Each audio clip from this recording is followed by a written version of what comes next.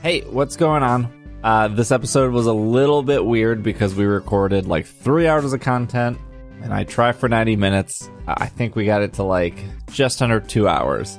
So you're probably like, what happened to the other hour? Well, two things. One, this episode has about a 45-minute, maybe it's like 40-minute interview with Nate from RealBreakingNate, YouTuber, content creator. We talk about his love of Pokemon, where he started from. If you're one of Nate's fans, this is your first time listening. Hopefully you enjoy the entire episode, but the Nate part starts about 50 minutes in. The first part is news and whatnot. The other thing is we actually recorded news second this episode, and we spent the first 45 minutes talking about leak culture, like people leaking stuff, not necessarily the Pokemon leaks that have existed. Those are out there. You can go see them if you want. We don't talk about them, but we talk about how these leaks are different, or maybe the same, as the Sun and Moon leaks and the X and Y leaks. So again, not specifically talking about, we don't talk at all about what Pokemon have or have not been shown. We just talk about what has happened in the past and what should happen going forward with that. But it's not in this episode. I cut that all. It was about 45 minutes.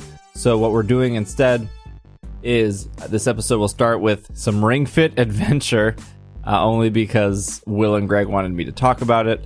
And then we talk about Pokemon news, and then the interview with Nate, and then we come back and we do our question of the week and our Pokemon of the week.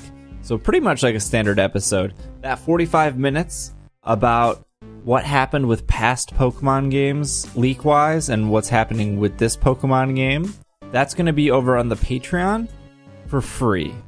So even if you're not a Patreon backer, you can go to isc.cash or patreon.com/itssupereffective, and you'll be able to listen to that 45 minutes completely free. You don't have to sign in, you don't have to make an account, you don't have to do anything. If you want to support on Patreon, you do you. But that'll be completely free. If you need something extra in the week to listen to, I think Greg and Will had excellent points. I guess I tried to play devil's advocate for stuff just so we didn't all talk on the same points. But it's if you wanted to know what happened with like the X and Y stuff and the Sun and Moon stuff and what's happening here, and not worried about being spoiled of, Score Bunny's evolution, because we don't, again, really stressed, and we don't talk about any of that. I think you should check it out. isc.cash, probably the easiest thing to remember. Or in the show notes where it says Patreon, just click that link. Takes you right there if you want to listen, if you need some bonus content for the week. Otherwise, sorry, this is a really long intro, so hopefully you enjoy.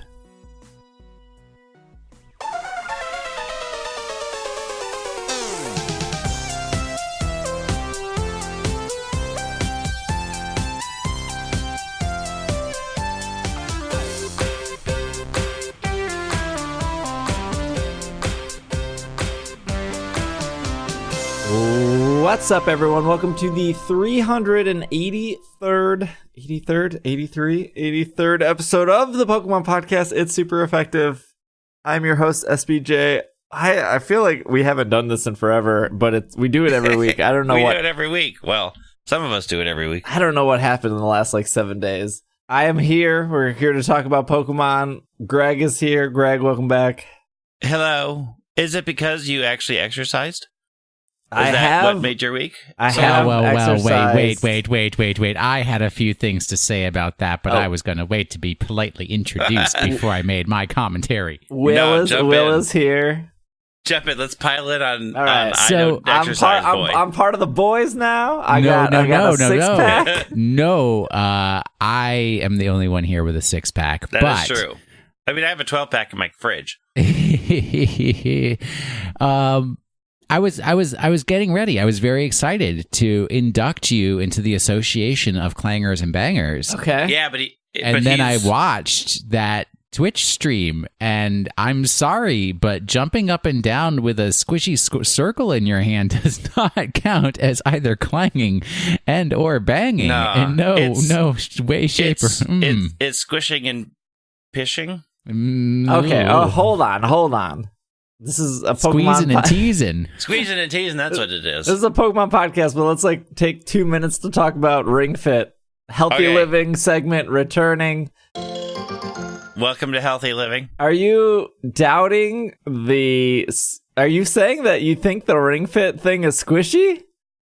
Because that thing's you squeeze it. super hard to press in. You had to squeeze it in order to fire off your shots at when you had to fly and you were doing the run in place and fly and jump and get the coins. Yeah. You had to squeeze, and then everybody was like, you got to keep squeezing it, dude. You're not squeezing it long enough. The only thing I saw was you attempting to do squats.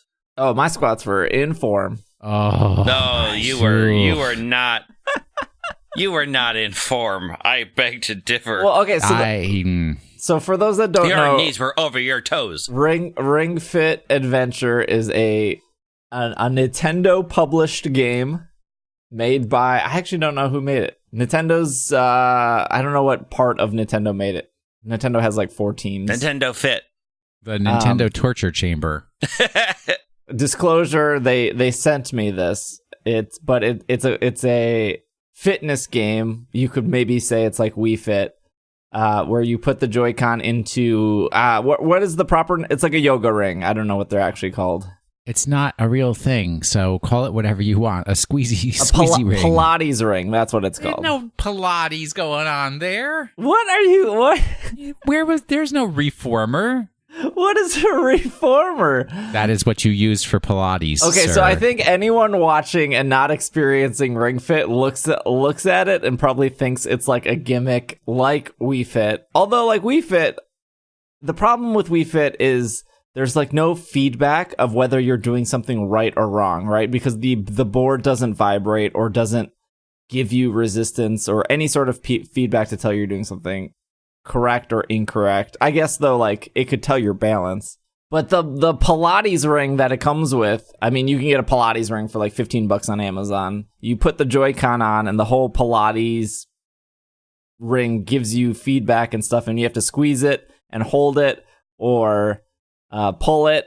If you go back and watch my first stream, I'm doing it. And okay, so the whole point of the game is like you're getting a workout and doing an RPG. So you're like going through the world and the monsters pop up, and then it's almost like a Pokemon or a Final Fantasy where like they attack you, you have to attack them, you defeat them, you move on in the world, more monsters pop up, and then eventually you're fighting this giant workout dragon who has like a 30-pack and he's wearing its like a singlet. Its name is William R. Anderson right there. Yeah, that's the only workout dragon I care about. So I'm doing it the first day and there's 4 levels. There's like casual, moderate, intense, and extreme. And I was like, well, I haven't done any exercise in like 2 years. I used to run a long time ago. So I was like, I'll do intense because I doubt it's like a gimmick. I think it's a gimmick. So I doubt I will actually get a decent workout from this. And like within, I think my first workout was like 45 minutes. Within 20 minutes, I'm like sweating. My legs feel like noodles. My arms feel like noodles. And then my wife, Irene, comes in and she's just laughing at me. You can see this on stream. She's like making fun of me. She's telling me that I need to squat lower. She's telling me need to squat lower. Okay, but at that point, my legs were like complete liquid noodles. Maybe eat fewer noodles. And so then Twitch chat, bless their hearts, they convinced Irene to do it. And Irene was like, well, Irene works out more than I do. So she also did intense because she had to match/beat me. And within like 15 minutes, she's like sweating and she's like apologizing to Twitch chat for making fun of me because she was like, oh my gosh, I didn't realize like this is a real thing. Like my arms hurt. Like this game made me break a sweat. It's really cool. But I mean, if you're already going to the gym, I don't know if like this is what you need in life. It is certainly not what I need in life. So correct question answered. Although I do kind of want to fight the workout dragon. Just because it sounds good, but I don't need it for sure. If you're not going to a gym, if you are going to a gym, yeah, like I said, you probably don't need it. But I guess like if there was like an off chance where you can't go to the gym and you need like a quick 45-minute workout at home, I guess you could do this. I mean, it might be good for those times when I'm traveling and I have to do stuff at the hotel. There's things in the workout that you don't need the ring for. But also besides like the ring, there's like a leg strap that you put on. So in this case where like the game makes you do crunches, Oh, my favorite. the leg strap is like you can't use the ring for crunches, but the leg strap judges you, I guess, on that. And again, We're I don't all need judging another thing you. in my life judging me. it's cool. It's very cool. I'm wonder where the novelty runs off, but somebody, I heard that if you do the recommended workout every day, which I think is like 30 minutes, it'll take you 90 days to like beat the story mode. So my question is, after 7 days, does a person climb out of your whatever screen your Switch is attached to? And like, I don't know, did she kill them or? Oh, Yeah. This is Yeah. This is the ring. The ring. Yeah, I get it. Yes. That movie, you know? That movie Myth and other things. Jeez, I mean, October was just 3 days ago, and how soon you all forget the good ghouly gories. Boy, Look. oh boy. It is countdown to Thanksgiving American style. No. I've met your husband. It's always ghouly gories in your home. Only when I'm not here. He's not allowed to watch Ghouly Gories while I'm here. Oh, man. Because it gives me nightmares. Okay, so this is our plan for the episode. We have this episode, and we have next week's episode, and then Sword and Shield are available. So next week, we're doing something a little bit special. I will leave it there. You guys can look forward to it next week, but that's next week is our what's the date on that? The 11th. The 11th. No, it'd be the 10th. No, the 10th. The 10th we're recording. the 11th yes. when it comes out. The Yes. 11th is when it comes out. So the 11th will be Veterans the Day. last full normal episode of ISE. And then starting on the 15th, 16th, 17th, 18th, you'll be getting daily episodes like we've done for Sun and Moon and X and Y. And we skipped Omega Ruby Alpha Sapphire. Pity. Best games ever. So before we get into news, we just should disclose this. There was at this point, as of recording, pretty much all of the Pokemon have leaked from Sword and Shield.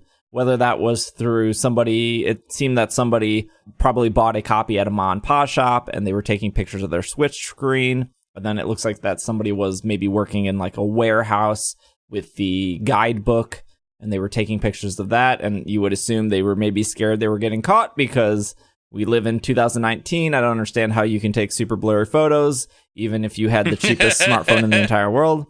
And then recently, it looks like somebody else has a book as well, a guidebook, and they're taking much better pictures of said guidebook. So that's out there. If you want to go seek that out, I'm sure it's very easy. Let's tackle some news here. Let's start with some anime news. This is off Eurogamer. Pokemon's new TV season will tell us the story of baby Pikachu. There is a new trailer for the new anime, which I believe... Is there an English version? I only saw the Japanese one. No, the English version isn't due until like April. But the Japanese version comes out later this month, because Japan is on top of releasing their anime when the new games come out. Well, also, they don't have to translate them. That's true. So the episode synopsis from Crunchyroll says, in a forest somewhere in Kanto, there once was a lonely Pichu. This Pichu, who was still quite young, had a certain encounter and farewell. This took place shortly before Ash and his partner Pikachu started traveling together. This is the beginning of the anime Pocket Monsters. It looks like the start of the season might have some flashbacks to Ash and Pikachu. I don't know if... Well, pre-Ash Pikachu. Yes, but there is it a Pikachu or is it Pichu? This is a Pichu. So this will be Ash's Pikachu as a Pichu, which we've never seen before. So the episode that aired today in Japan shows Ash going somewhere. He gets on a train and leaves Alola. Or he's on some vehicle. I'm assuming it's a train. I guess it could be something else. So they do have him leaving the Alola region at the end of the season, while Ash, I guess, normally technically gets reboot. I mean, he still has all his Pokemon with Professor Oak, as we saw in he drops them all off in Kanto. Sun and Moon. There is a scene from the new trailer where he throws his Pokeball at the wall, the little Pidgey, like when he's late to get his starter Pokemon. So they recreated that scene again. So we don't know fully is that a flashback scene, or are they just going to do the first episode again? Oh. But now that they're like telling a backstory of Pichu, it seems more likely that there's going to be probably a lot of flashbacks in the first couple episodes of how their relationship formed. So, interesting. Or would they do all flashbacks, or would they just devote like the first episode to sort of getting that backstory and then do flashbacks throughout the season? I don't know. According to Eurogamer, this very first episode will be this very Pichu focused. I'm intrigued, although I have such a hard time watching any kind of television anymore. Look forward to that. Speaking of Sun and Moon, as of Friday, the newest TCG set just came out, Cosmic Eclipse. This is off Pokemon.com at the 8th. Okay. Okay, sure. Can we talk about how angry all the baby Pokemon look except for Cleffa, who's always just there for a good time? Did you see like the little, if you get emails from Pokemon, there's like a little animation in the email of like the babies getting ready to battle like Palkia and Dialga. And Palkia and Dialga when I just click like on it, walked over. I saw that. Yeah, they're like, bye. I'm like, why are these sweet babies so mad? It's very well done and very cute. This says, at the apex of Sun and Moon series, the Pokemon TCG Sun and Moon Cosmic Eclipse expansion boosts the connection of Pokemon and trainers, and it launches tag team combinations to new levels. Jump into battle with Charizard and Braxian GX, Venusaur and Snivy GX, Blastoise and Piplup GX, and Solgaleo and Lunala GX, along with triple tag teams like Arceus and Dialga and Palkia GX, plus many more. Feel the stellar power of Pokemon with Sun and Moon Cosmic Eclipse expansion. Over 230 cards, 9 brand new Tag Team GX, Pokemon GX, 7 more Pokemon GX, the first appearance of Tag Team supporter cards, and more than 20 trainer and new special energy cards. And this set has a whopping 230 cards to collect. And 5 of them are actually good. So I'm assuming the Arceus Dialga Palkia is much like the other trio card, never going to see play. Probably. Like, so it has one attack and a GX attack, and the one attack includes a water, a metal, and a colorless energy, which I can tell you right off the bat, most decks don't run 2 different types of energy. So that already seems pretty bad. Who knows though? I mean, it might be so good that it might be worth running a 2 split energy deck. This, I mean, 2 energies is not that bad. Yeah, but it's 3 energies. You're asking for too much. Usually it's never 3 though. Usually it's like one energy, all like half 1 energy and like 3 of a different, or you're running like a Ho-Oh deck where you're running 1 of every energy and you're like getting them in the discard pile as fast as possible, because like that's how Ho-Oh's mechanic always works. I want to say, as I'm like talking and looking this up, I want to say this is the last Sun and Moon set. Oh, it should be. We are done because they've already shown Grookey. They've already shown Grookey, Sobble, and Scorbunny cards. Yes, according to Bulbapedia, this is the last Sun and Moon set, and then the next set should be going into Sword and Shield, which I don't think, besides the cards I just named. Oh, I guess Grookey, Scorbunny, Sobble, Zacian, and Zamazenta V cards were shown. So that is supposed to come out in Japanese on December 6th. And then in English on February 7th. And the English set will have 87 cards. The Japanese... the English set will have 200 cards. And the Japanese set will have 120. Which means that between the time of the December release in Japan and the February release in English, Japan will probably have a bunch of mini sets come out like they always do. think with this, we are completely like caught up ish. I think now that because Cosmic Encounters just came out, I think Japan and America are now caught up with sets. I don't think Japan has any cards that we don't at this point.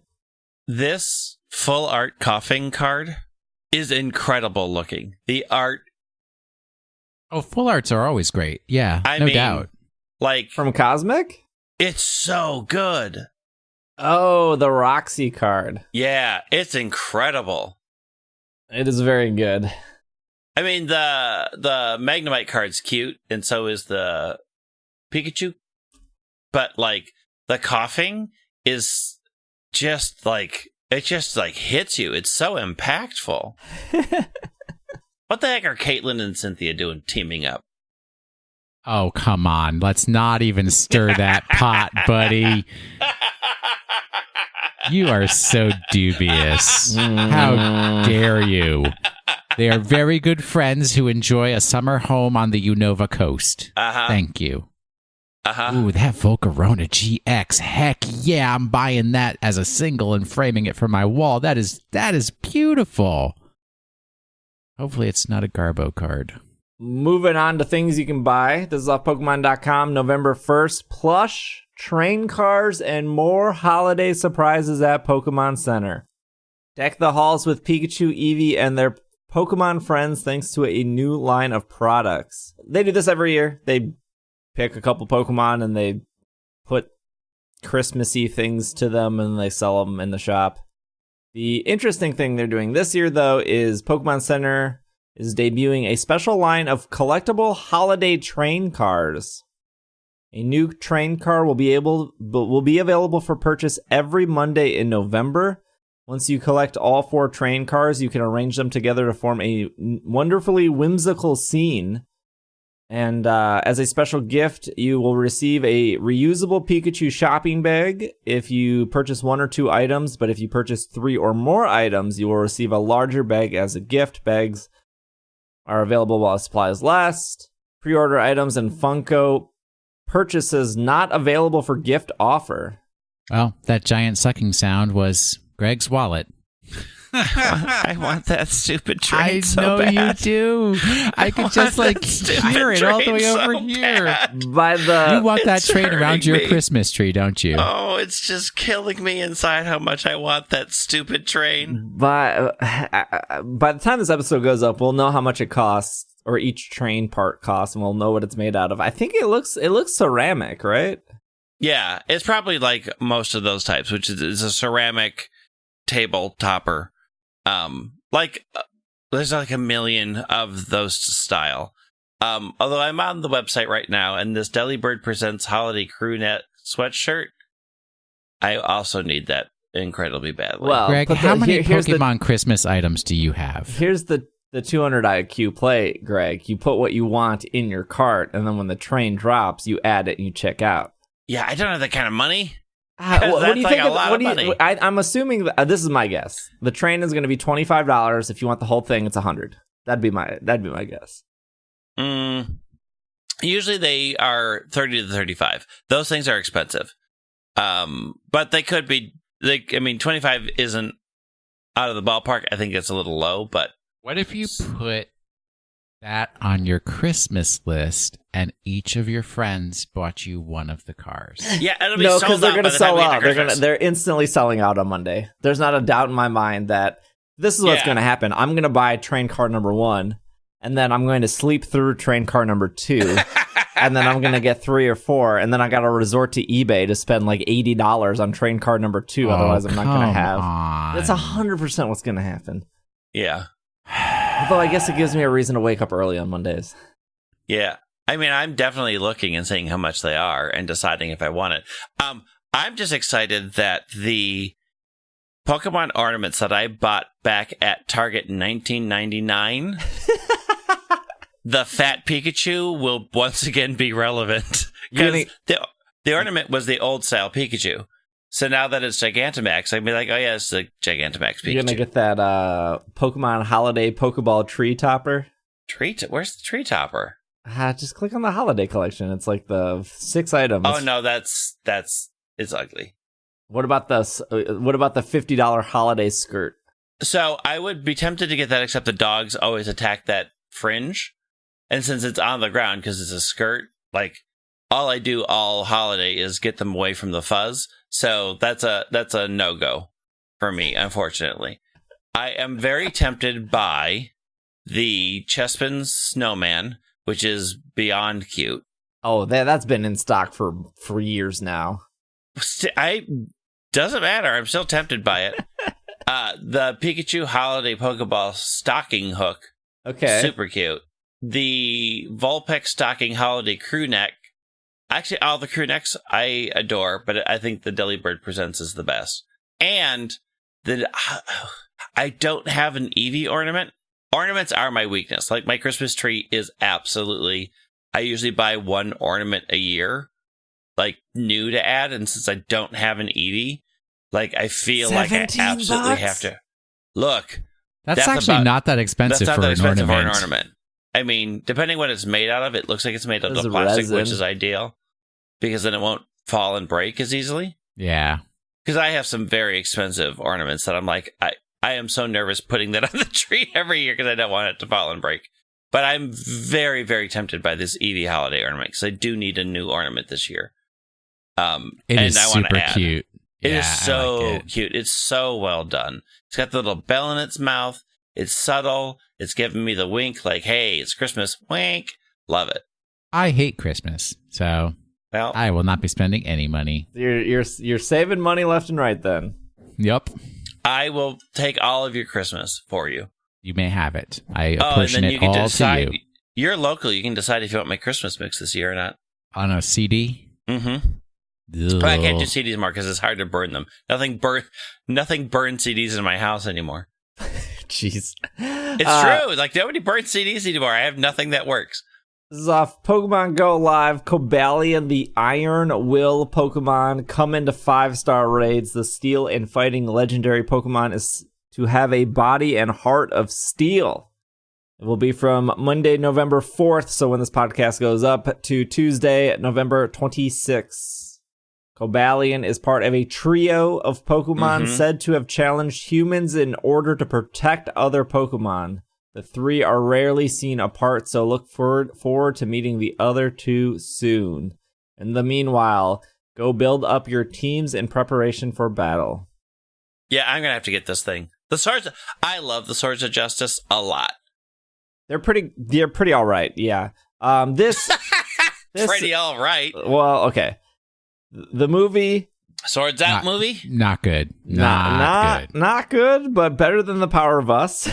Yeah, well, look, that's not a high bar. Okay. I'm actually curious of what they'll do with this, because just like how the three Reggies are kind of required lore-wise to summon Regigigas, the three in this trio are kind of part of the lore of Keldeo.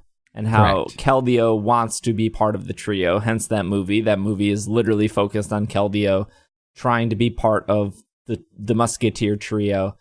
Keldeo's name is in the name of the movie, yes. That's just things that makes things worse. That being said, they did do an event, which was, I would say, lore-wise, we talked about this on the show of, like, maybe they'll have an event where you kind of have to catch all three or have all three in your party in order to catch Regigigas, and they pretty much did that this weekend.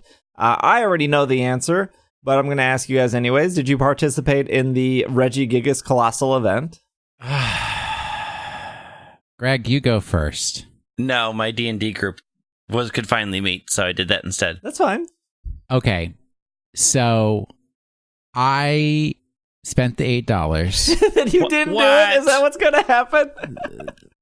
Excuse me. All right.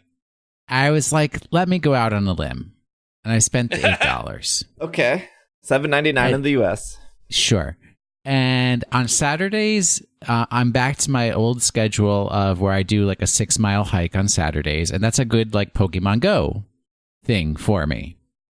So I was out there doing my hike. It hit 11 a.m. I talked to the professor, and he's like, here's your first task. And the way I looked at it was I thought they gave me a complete on the first part because I have Regice. Oh, already. Sure. Yeah. And then it was like catch 8 rock Pokemon, evolve 8 rock Pokemon. And I did those. And I was like, it's not going to the next step. What's up? And then I looked at it again and it was like, you need to catch one of the Reggies in a raid. And I was like, well, I'm not going to be doing any raids today. So the end. Oh. Well, you live so close to the mall. It would have been so easy. It would have been easy. Well, except that involves going to the mall, which is not easy. I see. See, once you live in Minnesota, all of a sudden it becomes an effort to go to the mall. Not an effort to go to. But the people, the humanity of it. I was not in a people mood yesterday, so. I shared my thoughts on Twitter. Greg, you didn't do it, so if you have any questions regarding this event, feel free to ask. I know that all the Regis were shiny because I saw Irene got a shiny Registeel, which, like, was that like the excitement? That was the highlight of the day? Sure, yeah. Her getting a shiny was her getting the shiny she really wanted out of any shiny ever released in Pokemon history was very exciting. I was very happy that she walked away with shiny Registeel, because that is top 3 of her favorite Pokemon all time. So how many steps were in was it like the 7-stepper? Was it a 3-stepper? It was a 4-step. So real quick, just to piggyback off this Cobalion, I can totally see them doing the Regigigas event again in the future for whatever, another $8 to get Keldeo. We're to the point now in Pokemon GO where there are too many mythical Pokemon or just too many legendary Pokemon in general. In this case with Regigigas, because it was so tied to lore, we on the show, a couple months ago said, hey, maybe they'll have Regis come back and you'll have to catch all 3 to get Regigigas to show up. And then we were like, that doesn't really make sense for a lot of people. But they kind of did that, technically. I mean, now that event is over, Regigigas will appear in EX raids, so you won't have to require to do you don't need those said Regis to do that. But the overall quest did provide some flexibility. So step 1, what Will said of it was evolve 7 rock Pokemon, catch 7 rock Pokemon, right? Yep. And then it was catch either a Regirock, a Regice, or a Registeel. If Will would have done that last part, quest 2 was catch 7 steel Pokemon or 7 ice Pokemon, evolve 7 ice Pokemon, and then again catch a Regirock, a Regice, or a Registeel. As you can guess, number 3 is catch 7 steel, evolve 7 steel, and then catch a Regice, Registeel, or Regirock, which is, so all in all, you had to do and complete and catch 3 Pokemon from raids. But it was nice in the sense that, I keep seeing Regice, but I really need a Registeel. The final quest was take a picture of all 3 of them. So even though you could do 3 Regice, the final quest required you to take a picture of a Regice, then a Registeel, then a Regirock, and then Regigigas will show up. So I thought, overall, the quest was good. If you're a hardcore player of the game, you probably could have evolved 7 rock Pokemon, 7 steel Pokemon, and 7 ice Pokemon right away. If you were not a hardcore player, you would have had to spend a little more time catching those Spheals, or catching those Aerons, or catching those Geodudes. And they were plentiful, but, you have to catch with Pin App, 4 or 5, evolve 1, catch another 4 or 5, evolve 1. So it was pretty easy. And I think well-paced for somebody who maybe doesn't play Pokemon Go a lot, but also not annoying to the aspect of, maybe a hardcore player who probably didn't really care about the quest line. They just more so wanted the rewards, I suppose. I mean, I wanted the rewards, but their barrier was too high. But also, I can, in the future, do this, right? It's not taken away from me just because I'm out of the time. The only requirement for the time was that you buy the pass during that time. Yes. So yeah, I down the line, we will see no shortage of the Reggies coming back and being recycled. I think though for the $8, I think so I guess so for the $8, I would say it was worth it. I went to a brand new place that I've never played Pokemon Go, which can always go either very good or very poorly. I would say it went neither. I would say it wasn't the best place to play. It wasn't the worst place to play. In Milwaukee, there wasn't a good place outside that would have raids and stops that didn't require me walking around in 34-degree weather, Fahrenheit. A couple things that they did. I think I had the expectation, and I think a lot of people also had the expectation that this would feel like a community day. And what I mean by that is that there will be increased number of spawns of the Pokemon they said they were going to feature, which would have been like Geodude, Aeron, Spheal, and they talked about Skarmory being finally shiny, and that when you pay the $7.99, you'll get your 10 raid passes, you'll get your Pose, you'll get your Regigigas, you'll get special quests, and there will be more raids for everyone to do, not specifically to pass holders. The only thing the pass holder is getting, besides the free raid passes and the Pose and the medal and the Regigigas guaranteed. Oh, what's the Pose? I don't know. It kind of looks like you're flossing. It's not particularly good. Oh, well, I'm glad I didn't pay $8 for that then. The thing that the pass holders were specifically getting was unique quests, and those unique quests were, battle a friend, trade with a friend, add a new friend, or complete a raid. And when you did that, you would either got like an Aerodactyl, a Skarmory, Shuckle, or something else that could be shiny or sought after. The mall I went to had about 19 stops, so that was 19 chances, I guess, of getting a shiny Skarmory. Spoiler, I didn't get one. And there were 7 gyms there, although one seemed to be EX blocked, so it was never popping up a gym. But what was nice is instead of these being tier 5 raids, they ended up being tier 4s, and instead of having like a 230 or whatever the default timer is for a tier 5, they had a 300-second timer. So it was very easy to have 3 people at minimum be able to do these and kind of move on to the next one. Oh, that's nice. And what was really cool is once you completed it, about 20 minutes after that raid was complete, another raid would start queuing up again. And they would have 15-minute timers, not 45-minute timers. You complete a raid, that raid finally expires. About 20 minutes later, a 15 timer pops. So it was very easy once you got to one end of the mall being like, oh, in 9 minutes, we're going to be able to do another Regirock over here. So we'll just walk back. I think there was some disappointment that this wasn't a community day, as in there were no special shininess for like, yeah. You didn't get an increased shininess for Swinub or Geodude, which I think did bum out people. So instead of feeling like a community day, it almost felt like one of those raid hours, like the Gengar, or the Articuno, or the Lapras. Oh. It felt like that. But instead of, you doing a raid and moving on, that raid will repop again in a little bit. So I think there was some expectation. And to be completely fair, Niantic never said there was going to be increased shinies or anything like that, or increased spawns for ticket holders. They did say there would be an increased amount of raids, and they did deliver on this. So I don't know if this falls into the department of people setting their own expectations and being disappointed by that, as, paying $7.99 for what I consider it to be like a raid day like Lapras or Articuno or Gengar. The difference is instead of it being 3 hours, it was 8 hours. And a lot of people vocally said they wish these days were longer because they might be at work during the 3 hour period.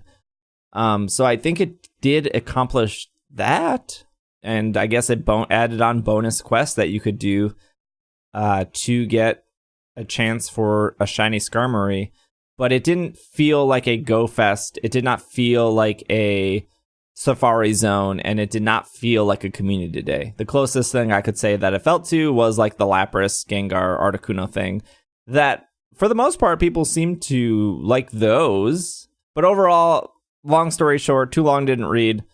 $8 to me is nothing, because when I get a meal at Five Guys or at Burger King, like that is usually about $9 to $11. I felt like I walked away with some enjoyment of what I did. I would have done more than 10 raids anyways, so got 10 passes for $8. I got a free pose, which normally is $5, I guess. I got a medal, which means literally nothing, but it was cool to look at, I suppose.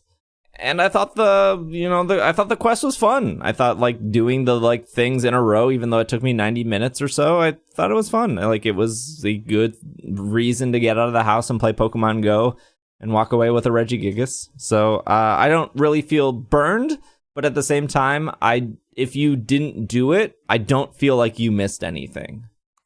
Or if you partially did it, you didn't miss anything. Yeah, so it's like hard to recommend. Would I like pay for another event in the future? Yeah, probably, because I don't think they like screwed me on cost, but at the same time, I didn't think it was particularly exciting. I think what we'll learn from this, just like the first time they did, what was that? It was like Feebas. Everyone hated Feebas, and then they made it better when Clamperl came out. I would only assume that they're going to probably make it a little bit better. I don't know what that is, and I think that's the important talking point. Because if people were expecting like shiny rates to be boosted because they paid $8, at what line are we drawing for Niantic to charge us to increase our luck like a shiny charm? But I guess you could argue that for Go Fest, but at the there's a level of value that they have to weigh, right? Like the fact that even though it was 8 hours that day, and you didn't have to do all 8, I only did 6. I think there is sort of like, was I getting the value out of spending that money? Because like you can say, well, I would have spent that money on food, but you need food. Like yeah, exactly. That is something you don't need Five Guys. Oh yeah, no, nobody needs Five Guys. And like there is a level of okay, what did I get $8 worth of value out of this event? And I think that's going to be that will vary a lot between each person, obviously, like if they saw it. But I think people who thought, oh, this should be like a regular community day and didn't get that, like that wouldn't have been a hard thing to do for $8 for a large event that sort of celebrated the Reggies. So I get that a little bit. Like, although I don't know what a better value looks like. Like, I don't know what that is. So here's what I was thinking, actually, because I kind of saw this go around. There was I can't remember what it was specifically called. It was like the welcome back thing that they did, the quest line. I might actually still have it active here. It was called... Yeah, the one to like jumpstart people. Jumpstart research. Yeah. So the jumpstart research was to, help people get back into Pokemon Go, give them a lot of Stardust, give them some candy, let them get like a Dragonite pretty easily. That quest line guaranteed you a free shiny Eevee. We've said this about community days and stuff before, where some people are like, this event was amazing because I got X amount of shinies, or this event sucked because I didn't get any shinies. A lot of people judge their days like that, which I mean is everyone has a different enjoyment in Pokemon Go. But if the quest line maybe guaranteed you a shiny Skarmory, I think people probably would have walked away pretty positive. And before anyone was like, well, they shouldn't be handing out free shinies. Why? They did the easiest thing to do. They do it all the time for the main series game. Right now, you can go to GameStop and get a shiny Lunala or Solgaleo. Ooh, thanks for the reminder, Greg. When are we going? I don't know. When do you want to go? And I don't really see it as paying for. I mean, I guess you could say like you're paying for a shiny, but you're paying for an event. It's weird to sort of be like, my line is, I don't want to pay for a shiny. It's like, but like if you're paying $7 just for the shiny, isn't that more like on you instead of like the thing they're offering you an experience, and experiences cost money. You could pay $7 to go to a water park or you could sit in your bathtub and turn on what? the. Yeah, I was like, what backyard water park is $7? I know. What It would cost sketchy, scary water parks are you going to, Steve? cost me $20 to go to the zoo last night and look at pumpkins. Steve's backyard water park, $7. Come on down. It's a slip and slide that I Look, froze because it's November. Look, podcasting doesn't pay the bills. I had to dig a hole in my backyard. I put a water slide back there. I'm only charging you guys $8. No, what? Why did it go up $1? Yeah, $8 and a shiny. I will trade Not you. even a guarantee to be on stream. Okay, here we go. Come to Steve's backyard barbecue. I'll serve you up Backyard barbecue and slip and slide. I'll serve you up some McRibs. I'll trade. Oh, jeez. I'll trade Is you. McRibs back? I think the McRib is back. If anything from this podcast, one, go to GameStop, get yourself a shiny Get your Sogaleo, and on your way Go back, get our shinies. go ahead and stop at McDonald's, get your McRib, and then come my way, and Swing then by Steve's $7 water park. Steve's The Super Sketch $7 water park. Hit you up The with a extra water dollar will park. buy you insurance. It's like the same argument as the Pokeball Plus, where Yes. some people see that as a $50 Mew, and I don't agree with those people, because one, there's multiple ways to get Mew, and there has been for 20-some years. Heck, if for whatever reason, if you still had My Pokemon Ranch on your Nintendo Wii sitting in your parents' basement, you get yourself Which I do. unlimited amounts of Mews. I have that. Because it just literally spits out unlimited Mews. So if you're looking at the Pokeball Plus and you're saying, I'm paying $50 for a Mew, one, there's other ways to get Mew. There will always be more ways to get Mew in the future. But you're paying for a controller that works like a Joy-Con, and Joy-Cons are $40. You're paying for something that also has the compatibility of a Pokeball Plus or a Pokemon Go Plus, which is $35. And you're getting a Mew, and you're getting a device that works with two Pokemon games, Let's Go Eevee and Let's Go Pikachu and Sword and Shield, that when you put a Pokemon on said device, it will give you rewards into your game. So for me, and a Pokewalker. And the best part, it's a Pokewalker. So I've never saw that Priceless. I never saw that as a $50 Mew. I saw that as a controller and a Pokeball Plus with added features. So you could look at an event like the Regigigas event, and if they offered a free shiny, you would have some people look at that as a $7 shiny. But I would look at it as an experience that I'm doing with friends where I'm getting a Regigigas, and I am doing a quest line, and I am getting Stardust, and I am getting experience, and I am doing something, I guess. I don't know. I just don't see, I think that like offering a shiny isn't outside of what has been offered in both Pokemon Go and the main series stuff. I don't know if that makes it a better value or more enticing. It was the first time they did this, so there's plenty of room for improvement. Right. But as is, I don't think I wasted my money. But I mean, some people might feel like they did. I thought it was okay, though. I didn't think it was great. I just thought it was like, okay, sure. We did it. It was something to do on a Saturday afternoon. Safer than your water park, that's for darn sure. So the one thing, if like Niantic came to me and said, Will Anderson, we noticed that you spent the $8 and you didn't even get past the first step. What could we do to improve the experience for you so that you would have gotten more out of it? I would say, please offer, like, even if you have to offer 2 tickets, right? Offer 1 ticket for people who like to do raids and do the social aspects of Pokemon Go, and then offer another ticket that's like, you can completely do this solo. And maybe make it harder or something, like you have to catch more Pokemon or do something like that. But give me an option that does not involve raids, because I don't have the time and effort for it. And misanthropic reasons aside, for people who are in rural areas who don't have access to raids, it would be nice to have that option for them to participate. So I support the idea for that reason.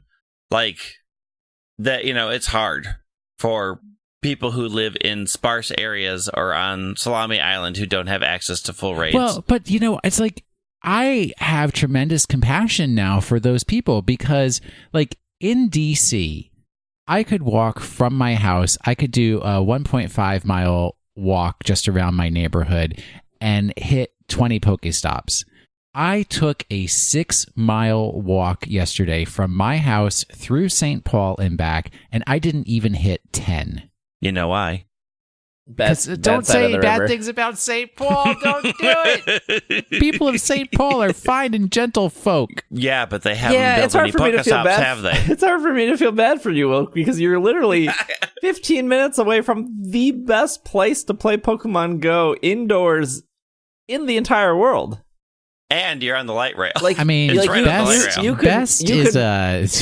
could maybe argue that like Disney World is a better place to play Pokemon Go. That's expensive. But that's outside in the hot sun. I'm just saying I am technically in a city of a similar size to DC, but even here there are not as many Pokestops as there are in DC. So for somebody who's in a rural area, I can imagine it's even worse. Yes. So this event was nice though that instead of like the Gengar raid day, you do that one Gengar. Now that gym is expired for the rest of the 3 hours. In this case, in a couple minutes after the raid is complete, it's going to spawn another raid. So for people in rural areas, as long as your gym wasn't an EX gym that was getting blocked because of how EX gyms block out for the entire day, you probably would have seen 6 to 8 raids in the 8 hours at that same gym pop over and over and over again. Which in that case, you just stand around it and wait for the next one. Yeah, and I wish I had known that because there's actually a gym that you can reach if you just stand in the right corner of my building. Yes, it's true.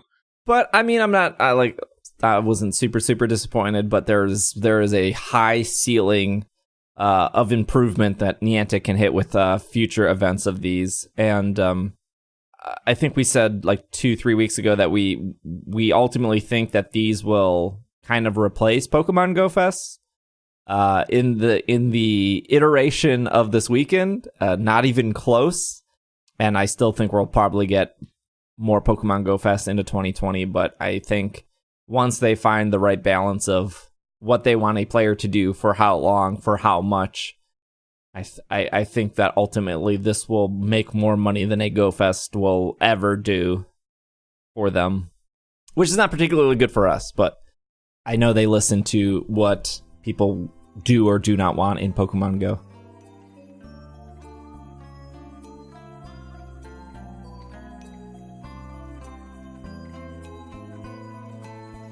Hey, hello, hi, how are you?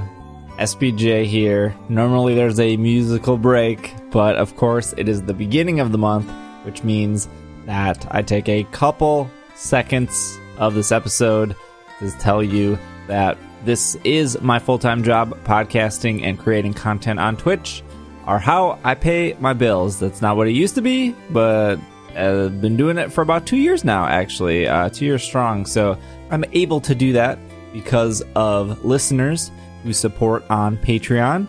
I know that most podcasts have some sort of Patreon spiel, like the Pokemon that evolves into Walrein. That there's a middle evolution in there somewhere. Anyways, we try not to promote the Patreon too much. I can get annoying, so I try to do just a little bit of a thing the first of the month. But revamped, slightly changed some of the Patreon rewards. So if you haven't checked it out in the past 6 months, might be a good idea to check it out. But if you're curious what it is, Patreon is a website that you can sign up for. And you can set it for like $1 a month or $2 a month or $5 a month. And then that money helps support me. But for $2 a month, you get access to our Slack community, which has a ton of active people. Very nice. I've been told, they tell me they yell at me, they say, hey, you need to promote the Slack more because everyone here is really nice and really great. So if you're looking for trainers, especially with Pokemon Sword and Pokemon Shield coming up, that you want to trade with, battle with, talk with, laugh with, cry with, you might consider checking out the Patreon, isc.cash, or the long way, patreon.com/SPJ. It's super effective, or the easy way, just looking in your show notes in your podcast app and then clicking the little button that says support on Patreon. All three of those ways work.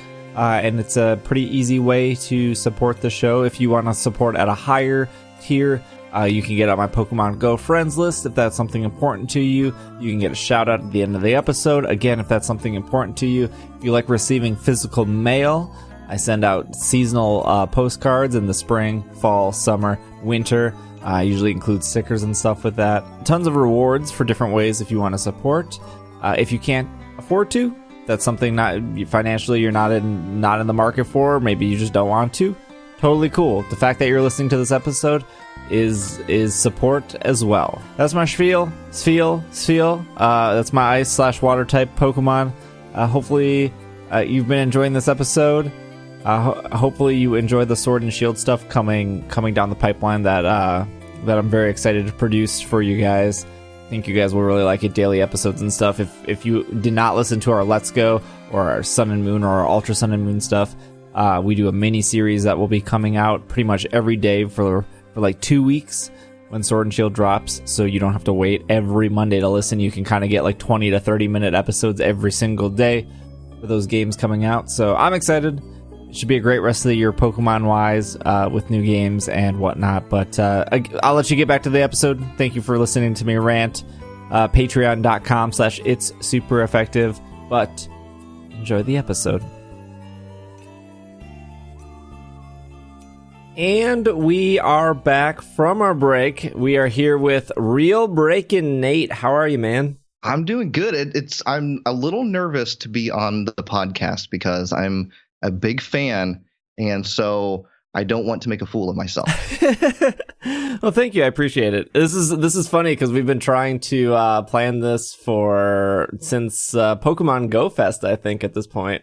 Yeah, which was what? When was Pokemon Go Fest? Was that early August, end of July? I can't remember exactly. I think it was, yeah. That's where you met for the first time too. And a weird story real fast of how we met there. I was with Super Duper Danny, another Pokemon content creator, and she had tweeted out that she was there, and then I started to like freak out a little bit because I was like, oh my God, how does he know you? How does he know you? And you were talking about like meeting up, and I'm like, oh my God, Danny, you have to reply back like right now. We have to go meet up with him because I wanted to meet you really, really bad. I don't even. I do remember this. I don't even remember how I like discovered Danny either. But yeah, well, it's a small world sometimes. Right. That's crazy. And she had never mentioned that she had kind of like knew you, so it was just a very spur of the moment, and I was like hardcore listening to your podcast. So, but yeah, here we are. For my listeners, who are you? I guess your name is Nate, obviously, in your name of your YouTube channel, but who are you for listeners? I mean, that's a good question because I'm still trying to figure out who I am. But I go by RealBreakingNate on YouTube and all the social media platforms. But I do Pokemon content, and I mix it with like my family life and just kind of what's going on in my world. So I guess most people would consider me a Pokemon channel, but I just kind of consider myself more of just kind of like I don't know, just like a vlogger. If that makes sense. Yeah. But there's Pokemon in it. I mean, but obviously, I mean, if the undertone is it's a Pokemon channel, but it's a very unique take of including like my wife and my dog in the channel and just like, you know, what's going on in our lives like that. And then there's Pokemon as well. So, I mean, that's, you know, and it's my full-time. I hate calling it a job because it doesn't feel like a job to me. But it is my full-time job technically. Okay. Before we kind of get to the job part of things, why specifically like Pokemon? I'm assuming there was like one point in your life where Pokemon grabbed your attention, whether that was like the TCG or the anime or the video game or the merchandise. It's really just the whole. So I've always been a collector of just things in general. So I've always collected something in my life. I remember my parents used to take, we used to go on the weekends to antique stores all the time, and I absolutely hated it. And in order to enjoy it, I started to collect things from antique stores. So I've just always been a collector mindset. And then when Pokemon came about in the 90s, the whole motto is gotta collect them all, gotta catch them all and gotta collect everything.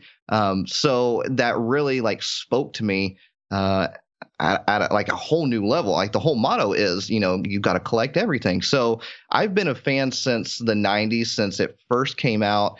And yeah, I played Red and Blue when it first came out. I love the video games, but there's just something about the card game that just I have no idea. It just makes me extremely, extremely happy. Like there's no extravagant answer behind it, but the card game just makes me so happy because every time you open up a booster pack, it's just like this big mystery. Like, what is inside this booster pack? Is it going to be something really, really good, or is it something that I've pulled, 10 times now? I don't know. It makes me happy. There's no big answer to it, I'm not trying to, give you some crazy extravagant answer. It's just, it makes me happy. Sure. Did you also like suffer the same thing as most 90 kids where you like fell out of Pokemon for like 2 or 3 years and then came back?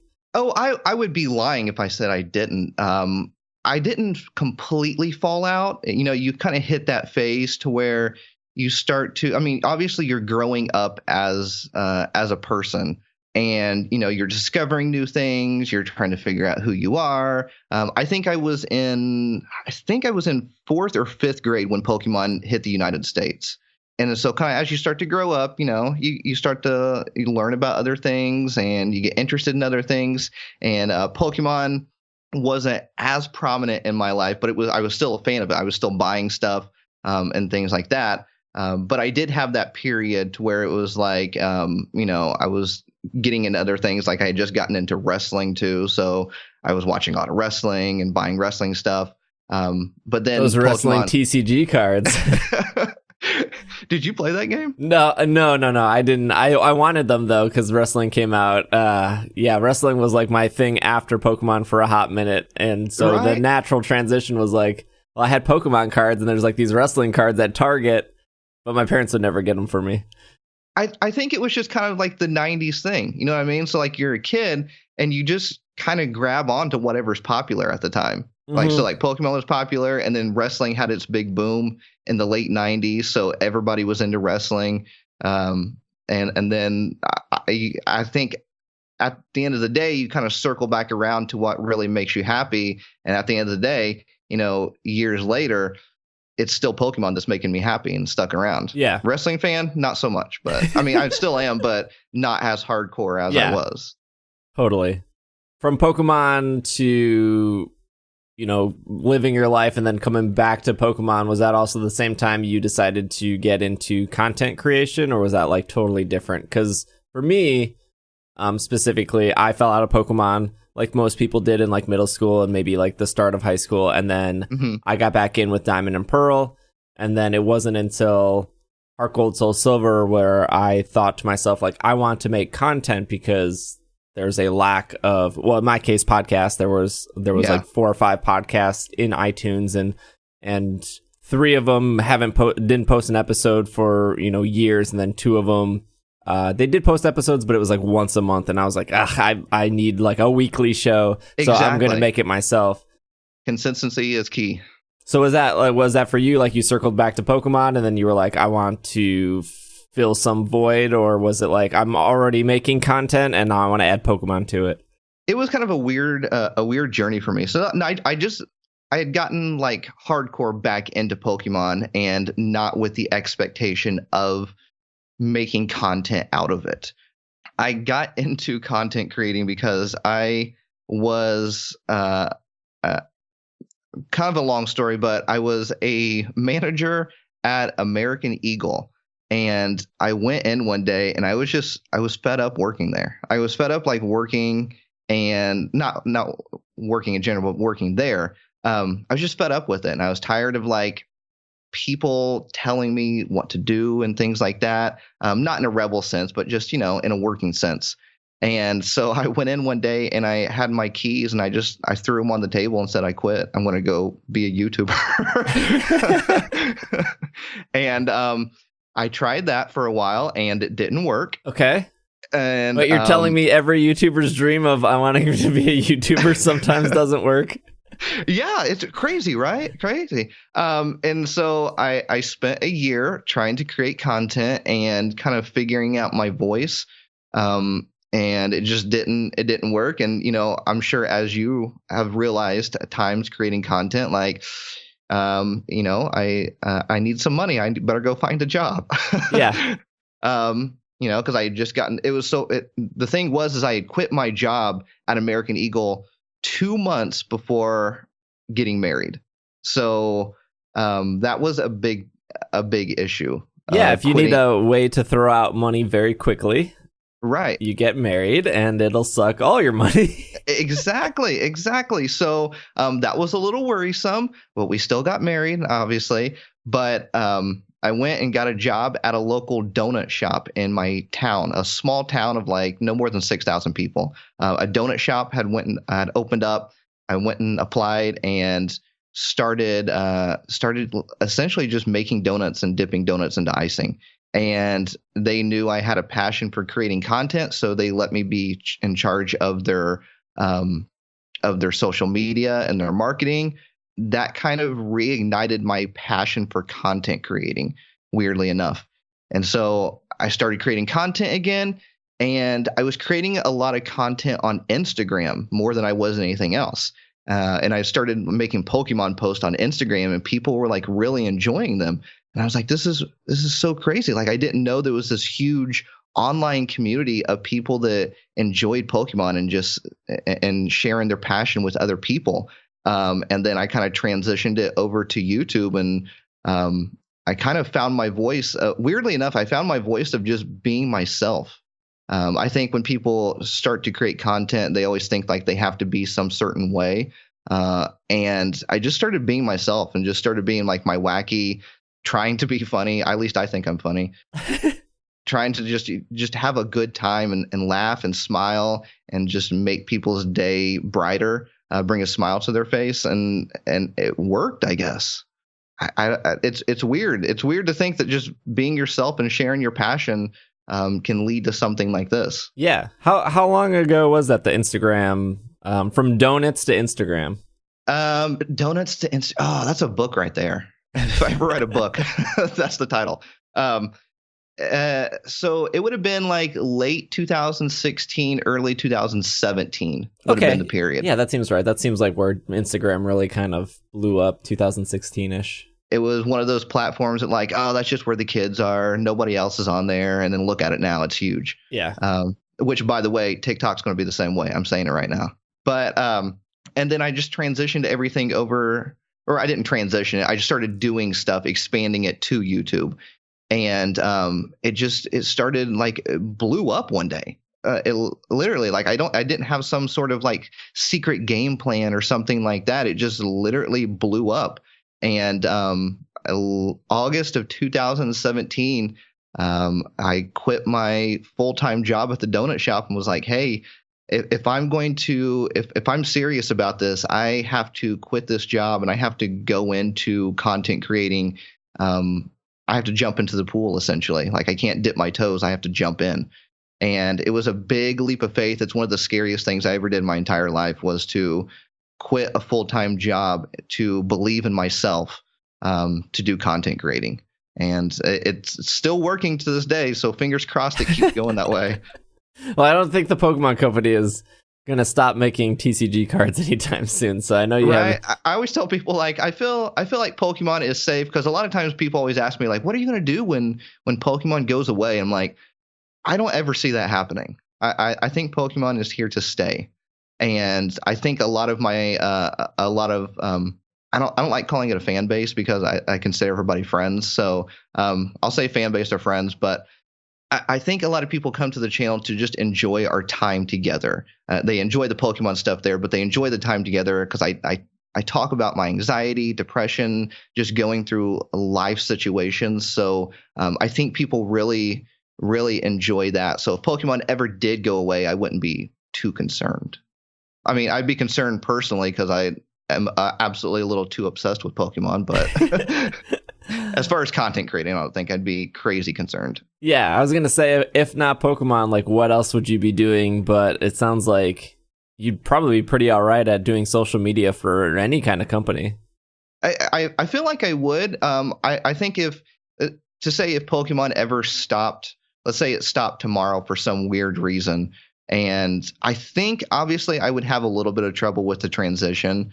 But I love just positive thinking and just kind of like motivational talk. So I feel like I could do something motivation speaking on YouTube. All right. Or just sharing my life in general. I don't know. It's something along those lines, but I feel like my fan base would enjoy that. So we have a new game coming out. We're sneaking this interview in like less than 2 weeks before Pokemon Sword and Pokemon Shield come out. I'm sure you're very excited for that. Maybe for the video games, but obviously they're coming with the TCG too. Yeah, I mean, obviously you come to my channel, you see a lot of TCG stuff, but I love anything that Pokemon releases. So I get hyped about everything that they release. I'm a total fanboy. I can't help it. That's who I am. And now not everything that they release I enjoy, but the initial phase of them releasing it, I get excited. So I am 100% hyped for Sword and Shield. Was there a new Pokemon they've shown that caught your attention? Oh, it's Surfetch'd. Are you kidding me? How could you not like Surfetch'd? It's true. I feel like it's long overdue for Farfetch'd to have some evolution form. It's one of those Pokemon that's like, I don't know. I think it's kind of secretly one of everybody's favorite Pokemon, Farfetch'd, but nobody wants to admit it. I've said this before on the show or whatnot, but I feel like Farfetch'd has always been pretty popular, but like I don't think anyone has like a secret popularity for like the love of Quillfish. I don't think anyone's like like rolling up to a bar and pulling up their sleeve and showing off like a Quillfish tattoo. I just don't think that person exists out there. But for Farfetch'd, I think it does exist. 100%. I am sure.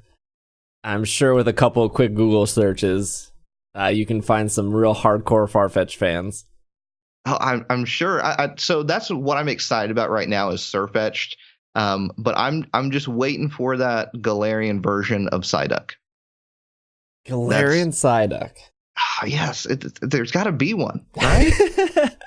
Right? How is there not one at this point? Yeah, Psyduck's pretty popular.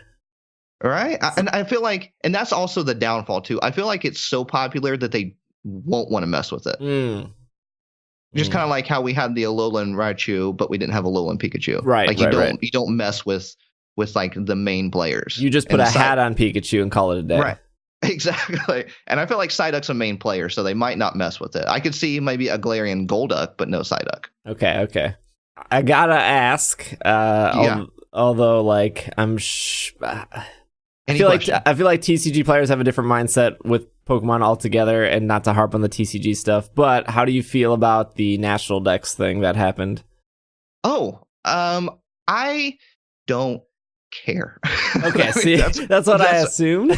That's my thing too, and I think coming from a TCG standpoint, and this is why it doesn't bother me, because whenever a new TCG set is released, so we just have Cosmic Eclipse. By the time this podcast is up, Cosmic Eclipse will be released. Yeah, it's the biggest set in Pokemon history, and whenever they release a new set, not every Pokemon is in that set. For me, it makes sense to not have every Pokemon in the video game as well. It gives a uniqueness to the game almost by not putting every Pokemon in the game. So then next time around, when whatever is after Sword and Shield, maybe we'll be excited about like, oh, what Pokemon are they going to put in there? Will they finally Quillfish is coming? Finally. Actually, I think Quillfish is in Sword and Shield. But I mean, that's kind of my standpoint. I mean, and that's how the TCG has always been. When we got the base set back in the 90s, not every Pokemon from the 151 was in the base set. it seems like a weird complaint, but also at the same time, I'm not one to judge someone of their preference. I totally understand if someone is upset that not every Pokemon is in there, but for me personally, it doesn't bother me. In the last 20 some years of Pokemon, was there a game or even maybe a movie that was kind of like a huge disappointment for you, something you looked forward to? Like, let's say you were super excited for Magikarp Jump. It was going to be your game of 2018, then it ended up being a flop, no pun intended. Although I don't think anyone was ever upset with Magikarp Jump. That game's pretty good. I actually did a video on Magikarp Jump a long time ago. That was 2017, wasn't it? 17, yeah. I think 17. Yeah, I think 2017. That my gameplay of that was very short-lived. I think I played that for like a week, and then I was like, okay, I kind of get it. Like, I felt like I was just kind of kept doing the same thing over and over again. But it was a neat, cute little game. Man, that's actually a hard question to look back on and think what was a disappointment. As you're thinking, I could say that I was pretty disappointed with Crimson Invasion. That entire release was. Oh, the you're talking TCG or anything. I just know, like, well, Pokemon Duel was a huge bummer to me. Yes. Crimson Invasion was a pretty big letdown. Crimson Invasion is a little bit of a rough set. The Power of Us, I can't stand. That movie is. I was super hyped for it, but man, that movie didn't do it for me. This might be a weird one, but I think, and this is over the span of years, so this is not something specific. I think I get a little disappointed with how little hype there is for when they do theatrical releases. Okay, yeah. So because they make a lot of great movies. Even the ones that are not so great are still great in a sense. And I feel like they just don't hype them enough. I know in Japan they do, yes. But like when it makes it to the rest of the world, like there's just not enough hype for it. So I think that would be one of my biggest, I don't know if you want to say complaints or just letdowns or disappointments. I feel like every year when we get a movie, I'm like, okay, this is the year where they're really going to like hype it up, and they'll give out a card when you go to see the movie or something like that. And then they hardly ever do. Yeah, Japan really treats movie releases like a game release almost over there. They're just right, yeah. And now what? There's a chance we're not getting the Mewtwo movie for this year. Yeah, I mean, I think it's pretty clear that we're not getting the Mewtwo movie at all this year. Maybe next year, but maybe not at all. Do you think it maybe has something to do with Detective Pikachu coming out this year? They don't want two things in the theater Pokemon this year? I don't specifically know. So we actually talked about this a little bit last week, and then somebody tweeted, I apologize, I can't remember their name. Somebody tweeted where the source was, and it was a comicbook.com article, but specifically it was somebody tweeting at Fathom Events asking if the Mewtwo movie was coming out, and they said that they didn't hear anything from the Pokemon Company, and they weren't handling any promotion or release for that movie as far as they knew. So I guess you can only take so much from a tweet, but Fathom was the ones that did The Power of Us and I Choose You, and whatever the last, I can't remember what movie was before I Choose You that was like theater bound. I know the black and white Victini movies were in theaters. There's a very big time between that movie and I Choose You. I think honestly I could probably see them just doing like a TV release of it. So they're on Disney XD now, I think. Yeah, right? So I could totally see them just like throwing it up on Disney XD before. I wonder if we'll get the anime this year in the United States for Sword and Shield. Or if they'll hold out, because I don't think they're estimated to finish the US anime until like April. Yeah, so maybe, I don't know, maybe they use that as a premiere to the Sword and Shield anime. I have no idea. So like, hey, watch the Mewtwo movie right before the premiere of the premiere episode of Sword and Shield. I don't know. It's interesting. It's interesting how Pokemon's minds work. Yeah, I feel like sometimes they drop the ball with specific things, like how like for Pokemon Day they don't do like a distribution for us, which I've complained about before. Like if you're going to celebrate February, is it February 27th? I think. Yeah. you have people with all these games and you're doing events in Pokemon Go, but why are we not getting something for Let's Go? Like, just give us Jigglypuff. Like, it doesn't matter. Just give us something to commemorate that specific day. I think Pokemon is huge in the United States and Canada and any part of the world, honestly. It's huge here. So I'm always puzzled that we don't go out a little bit more, go all out. So it's very interesting, the choices. But I mean, they know what they're doing. The brand's been around this long, so yeah. I'm not one to complain. You did a YouTube video about this. I think I saw this on your Instagram, and I saw it when we first started talking. But you have the legendary Pokemon Snap thing from Blockbuster, Pokemon Snap Machine. I don't know what the actual name of it is. Pokemon Snap Station. Snap Station. There you go. Yeah. I think there was one at every Blockbuster. Mm-hmm. I'm not sure how many Blockbusters at one point existed.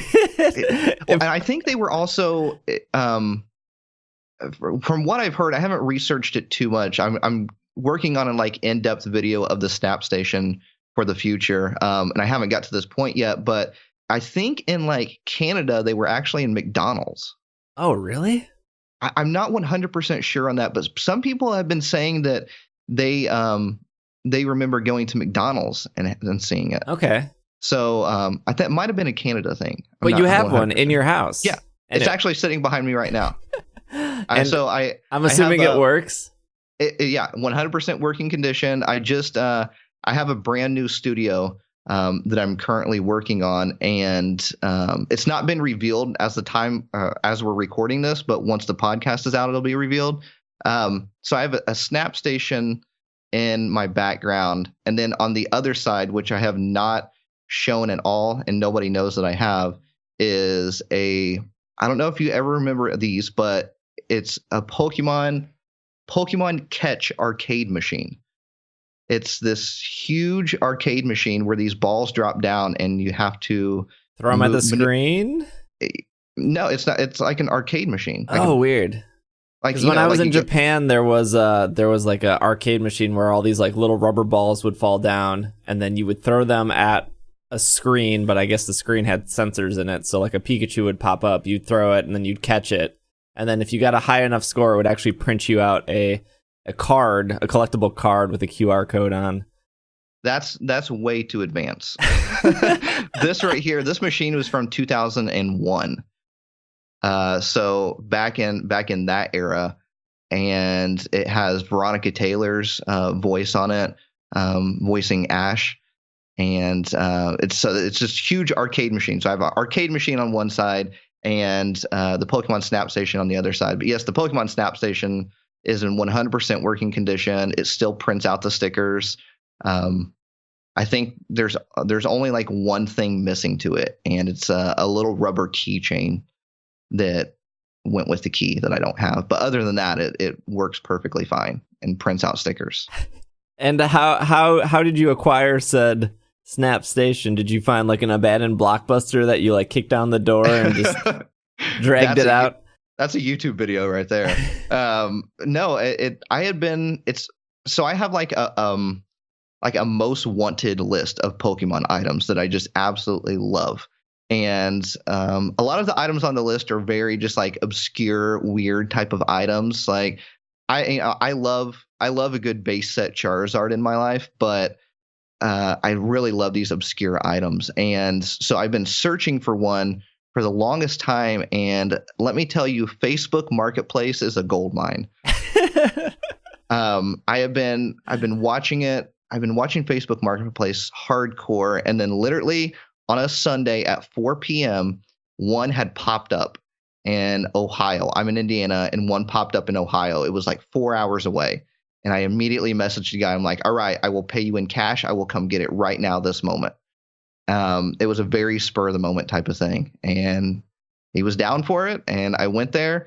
My wife went with me, and she had to be at work in the morning at 8 a.m. And she was a trooper. She was the real trooper of that trip, going on a last minute trip, essentially 8 hours altogether to get this Pokemon Snap Station, she had to be at work at 8 a.m. We left at, I think, 4 p.m. or 4:30 p.m. So do you know where he got it? Was he like an ex-Blockbuster employee, or?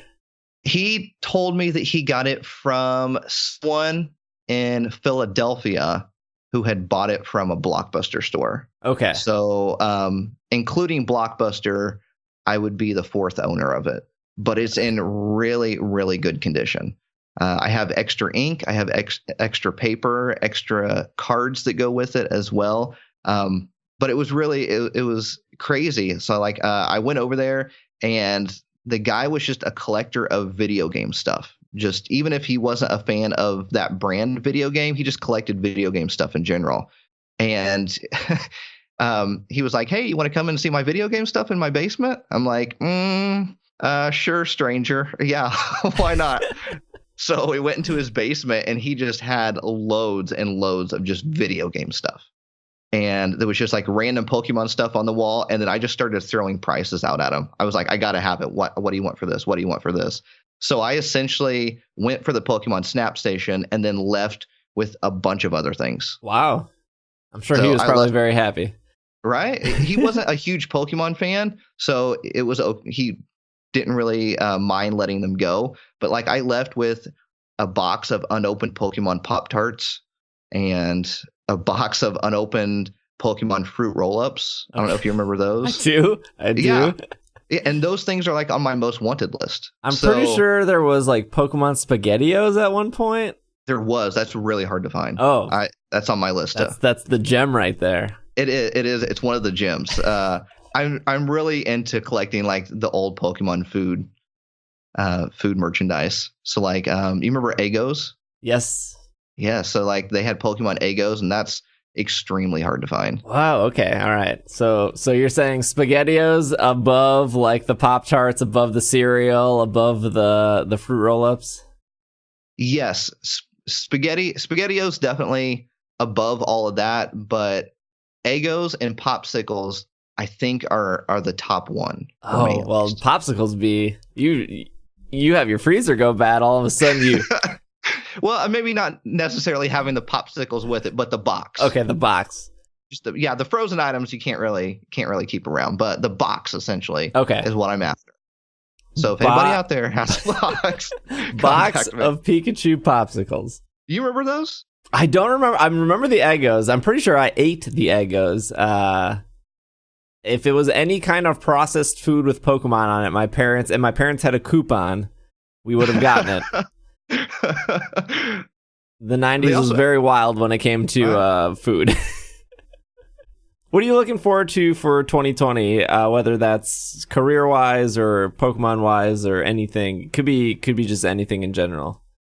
I am looking forward to hopefully not being so anxious about everything. I know that sounds weird, but I have extreme anxiety about everything that I do and just life in general. And so my personal goal is to not be so anxious about everything. But if we're talking on maybe the sense of Pokemon, I just hope that they start expanding more. I know that sounds weird because they're all over the world, but I feel like there's so much more that they could expand upon. And I feel like 2020 is the year for that. Okay. All right. Because the rumor right now is that with the Pokemon TCG, Japan's always been like a set ahead of us, so they have the cards before we do. But the rumor now is that we're going to be synced together, and that they're going to be releasing together at the same time. Yeah, Japan is at an advantage, I guess, for having cards earlier, but also at a disadvantage because they have to always play backwards when it comes to like world tournaments. Yeah, exactly. And I think Pokemon is looking to fix that by having the same release dates of everything. Because now, once Cosmic Eclipse comes out, we will 100% be caught up to what's released in Japan. See, my dream is for them to finally redo the backs of the cards because they're awful. I know I know that would drive a million people crazy, and it would ruin Expanded, and it would ruin Legacy, and all this stuff. But Just start fresh, get new backs of cards for everyone, because Japan still has different backs than everyone else. Right, yeah. And Japan at one point did change their backs. Yeah, they did. So unify the format, get new backs of cards for everyone, and then update that gosh-awful Pokemon trading card game online app, because it's still stuck in like 2008 with that wooden background that I hate. But there was also rumors that a different company is working on a new TCG app for Pokemon.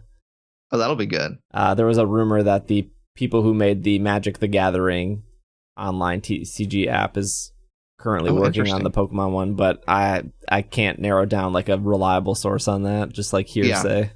I mean, so if they change the backs of the cards, would you want them to change it to what it looks like in Japan, or just completely change both Japan and the rest of the world's cards backs? I actually like Japan's card backs. I think they're pretty clean, although they are missing. Here, I have one right in front of me.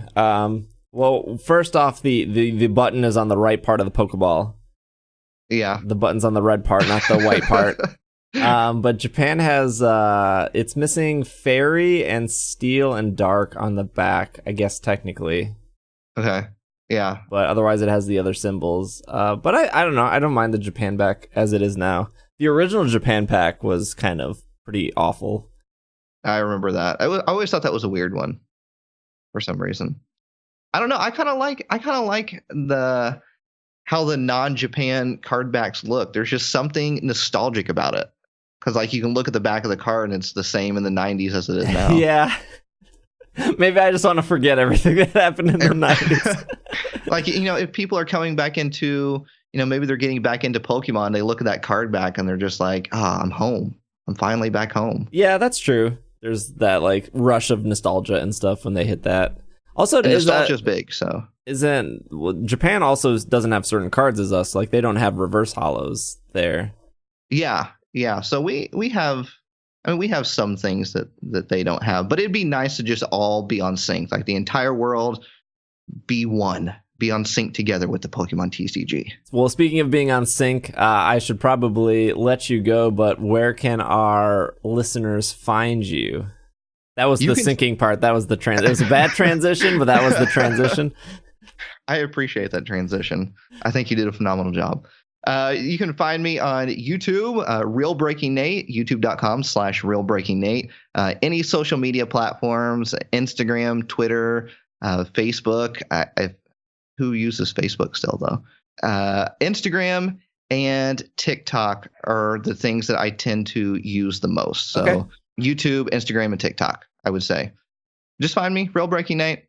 I also do a lot of like appearances around the United States right now. So I do a lot of convention appearances as well.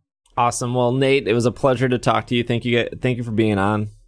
Oh, no, thank you. This was literally a huge honor. When you had texted me and was like, hey, do you want to be on the podcast? I literally was freaking out.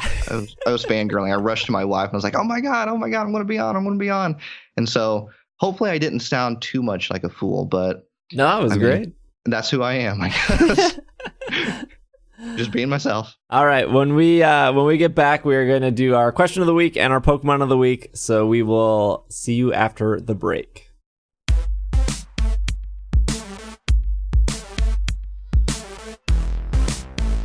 Dynamax.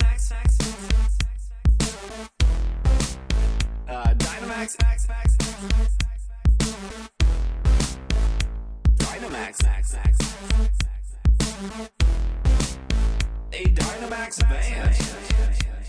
Did you see the things with the battling? Dynamax. The giant Pokeballs. And I said, yes, that is Dynamax. With the giant Mons. And then I say, that is Dynamax. Giant Mons. And then I say, Dynamax. Dynamax. It's called the Dynamax.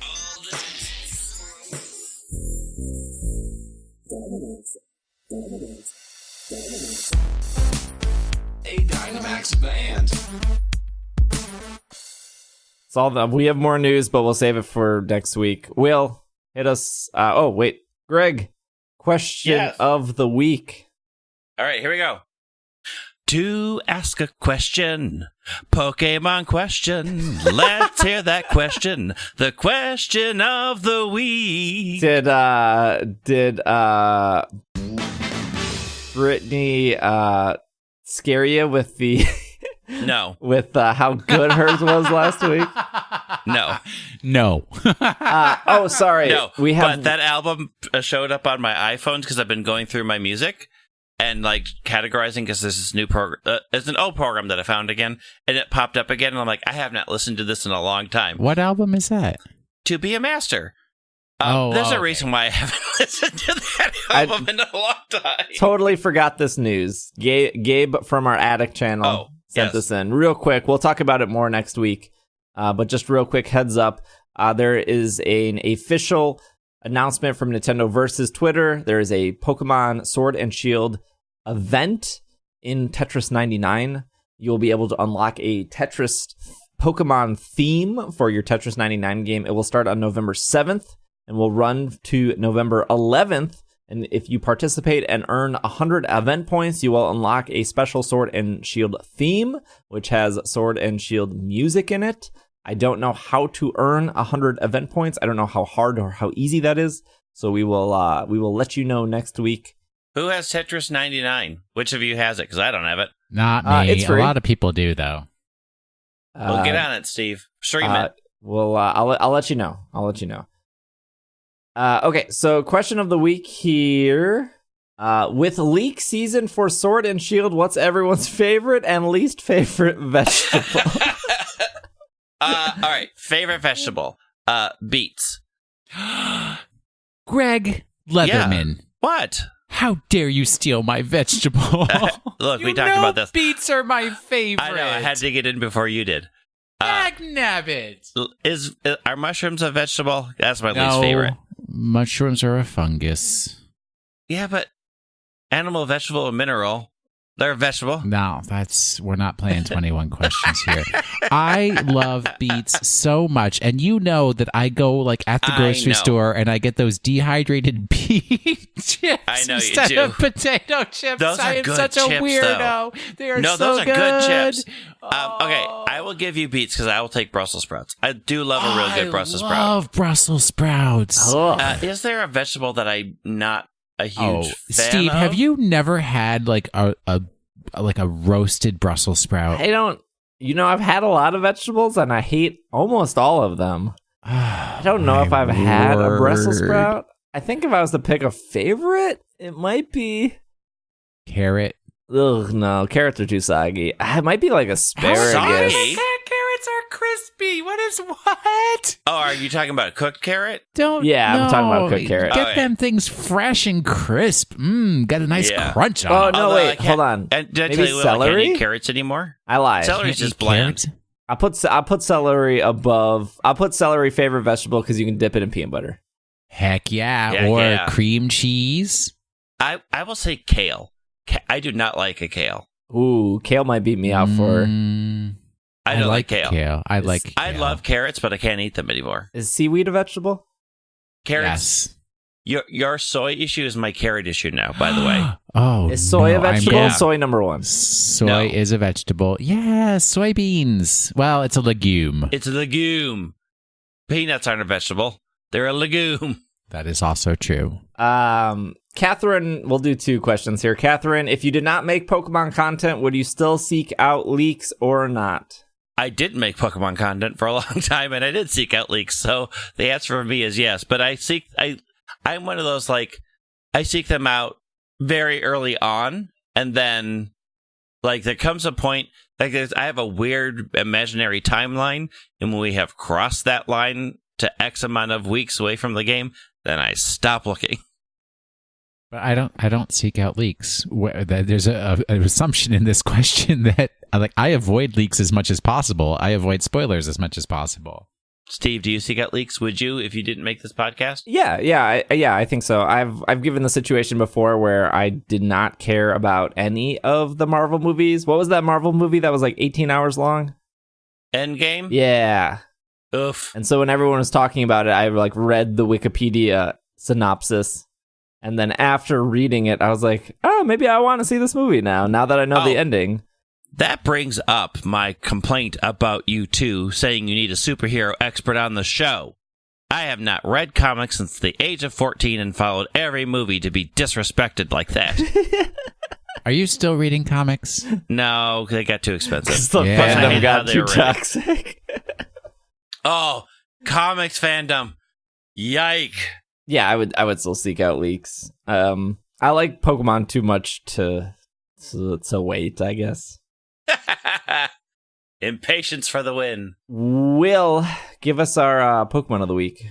All right, so last week's Pokemon, once again, I was taking my Saturday morning walk, and I was going through. I had to clean out my Pokemon GO Pokemon, but I didn't want to do any Kanto ones because I had to transfer them into Let's Go so I could do all that biz that you have to do. So I was going through Johto, and as I was going through Johto, I discovered that after Pokemon number 224, there are two Pokemon that you would expect to be next to each other because of a particular holiday that they deal with, but they're not next to each other.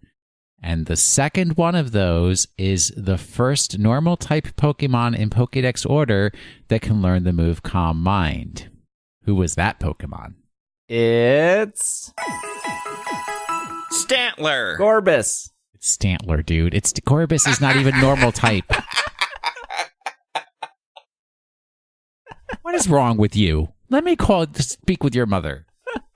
You spoke to my mother before. Well, now I have particular issues I need to bring up with her. What? What do you want to know about Stantler? It has a thick butt.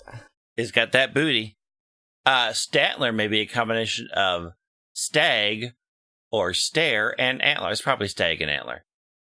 But it's got the eyes in its horn. Eyes, yeah. It's got a real bad green shiny. I do not like the Stantler shiny. What about its Shuffle icon? On point. So good. Yeah, it's pretty good.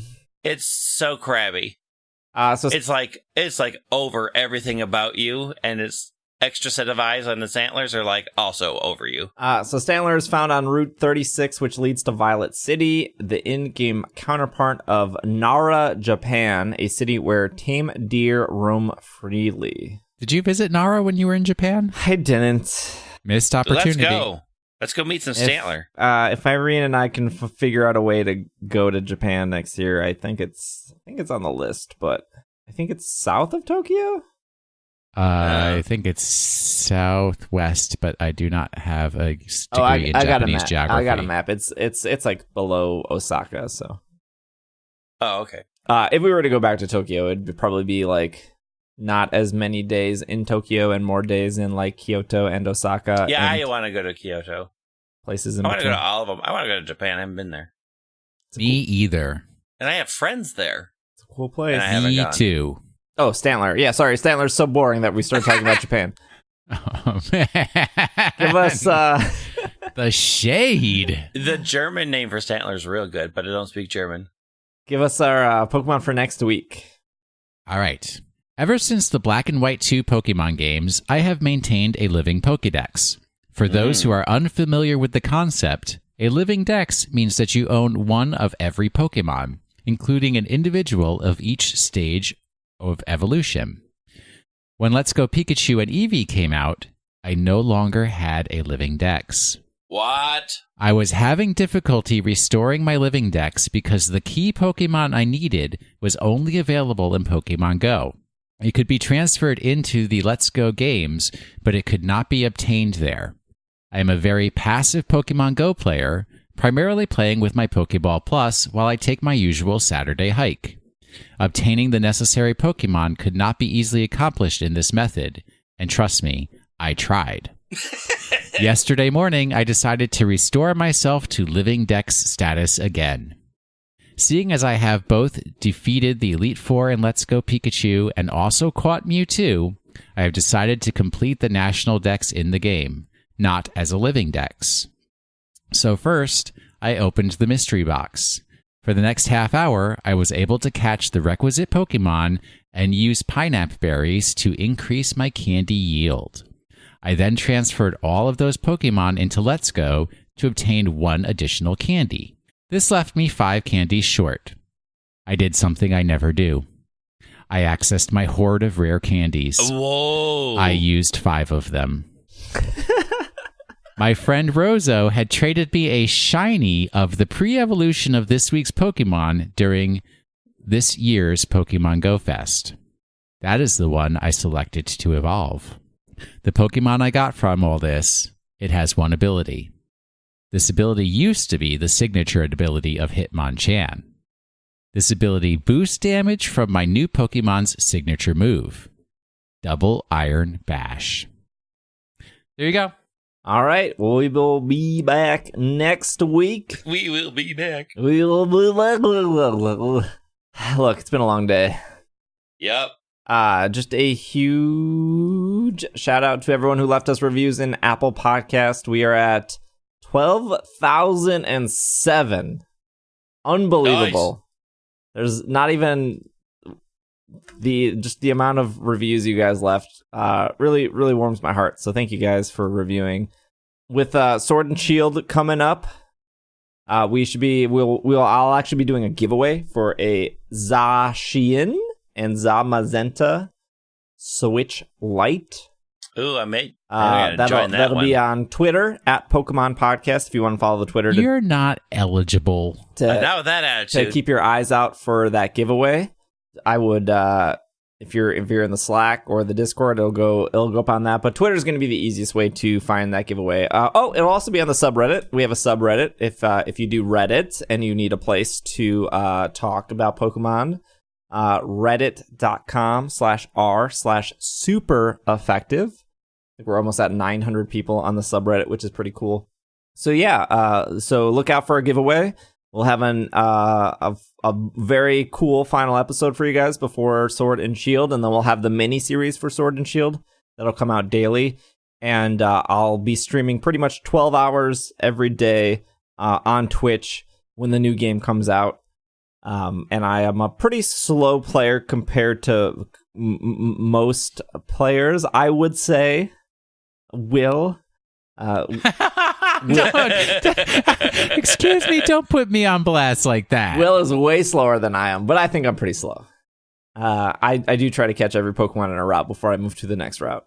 So for the most part, you will probably be ahead of me if you were to come into the Twitch stream. You can follow Greg on Twitter at WhiteWing. You can follow Will on Twitter at WashInTheSink. Will, you don't have any tickets for is your Gala sold out? It certainly is not. So I guess if people are in the Minneapolis area, let me know, and I might shoot you an invite to the Gala. Yeah, I'm excited. And if you want to follow me on Twitter at DraggingALake. Otherwise, if you want to help out the show because there's a new Pokemon game, tell a friend about the podcast. We're pretty easy to find. We're on Spotify now. Your friend probably has Spotify. Let's be honest. They probably have Spotify. Tell them to search for It's Super Effective if they need something to listen to, Pokemon-wise. And yeah, there's your homework. Get a friend into the podcast this week. We'll see you guys next week. This has been another episode of the Pokemon Podcast, and we are... Super effective. Super Steve's Sketchy Water Slides.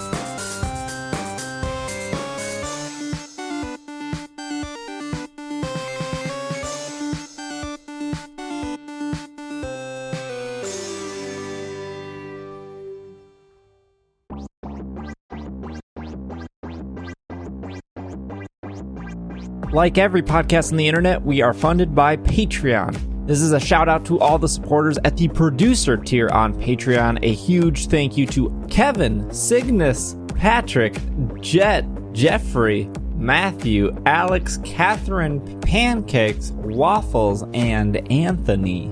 Thank you all for the support. If you've made it to the end of this episode listening to this promo, that is also support. So thank you.